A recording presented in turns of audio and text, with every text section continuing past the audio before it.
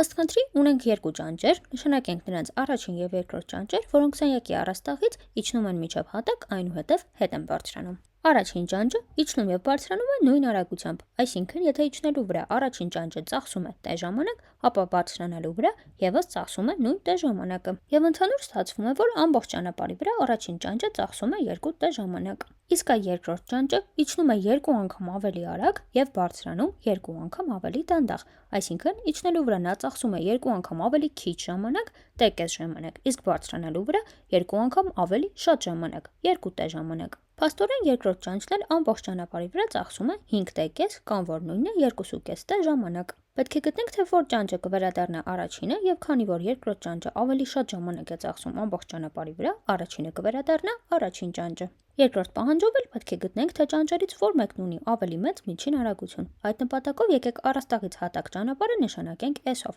և հաշվենք միջին արագությունը նախ առաջին ճանճի համար v1 միջինը, որը հավասար է ամբողջ ճանապարհը 2s-ը բաժանած ամբողջ ժամանակի վրա 2t-ի։ Երկուսները կարող ենք նաև կրճատել։ Այնուհետև հաշվենք երկրորդ ճանճի համար v2 միջինը։ Կրկին ամբողջ ճանապարհը 2s-ը բաժանած ամբողջ ժամանակի 2.5t-ի վրա։ Այստեղ էլ ստանում ենք 0.8 անգամ s-ը բաժանած t-ի։ Եվ քանի որ առաջին դեպքում ունենք 1 անգամ s-ը բաժանած t-ի վրա, առաջին ճանճի միջին արագությունը ստացվում է ավելի մեծ, քան երկրորդ ճանճինը։